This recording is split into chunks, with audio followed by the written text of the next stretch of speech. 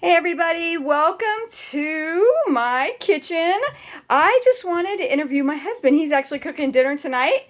This is Brad. He is using our new mix and chop spatula. That's right, you heard it. This is our new item. Brad has always been a huge fan of the mix and chop. So this is our way of combining it so you're not doing the mix and chop and then using a spoon. So hey Brad, won't you tell us what you love most about it? So one of the things I love most is, and this is my biggest complaint about the old mix and chop, is when I'm doing the ground beef, or ground turkey, which is what I usually do. I'd get pieces in here that I have to sit there and bang out. So and it just just made it a little more difficult. Not a big deal because it worked so well anyways. This thing having a single blade, I don't have to deal with that. Also with the single blade, it seems to be smoother. It's not as choppy. I mean, it mixes a little bit easier. This is actually our first time getting a chance to actually use this, so I'm kind of discovering more and more about it as I'm going. I do like that it scrapes a little easier. The blades on here and the edge allows me to scrape around the edges a little bit easier than the old mix and chop. This thing, with it being all flat versus, you see how this is round or at an angle here? It allows me to get in here on the edges of the pan a lot easier. How is the length on them, Brad? The what? The length compared to the side by side. Oh, okay. So it looks like it's a little longer too, which is nice. Yeah. Which I think might account for some of the to being able to scoop and stuff like that. Mm-hmm. I do like that it's got the little drain here, so as I'm going through here, I can pull the meat and some of the liquid will go through, so I'm not splashing stuff all around because I make a mess of the stupid. Yes, he does.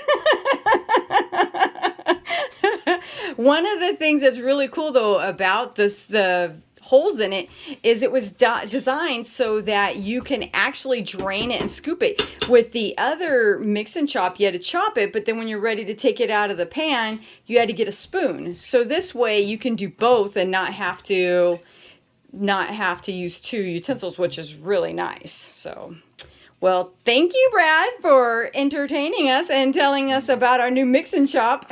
Anyways, everyone, let me I'm going to get a close-up just so people can see a little bit better this in action. So you see, too, that with this one, I'm chopping just by doing this. As opposed to the other one, I'd chop and turn a lot more. So this is just actually a lot easier on my hand. It's a little bit more what I'm used to when I'm cooking, so feels a little more natural. I'm actually really digging this. Nice. And like I said, the big head, like I said, you see how as I'm scooping and stirring it around, it's moving the meat around nicely.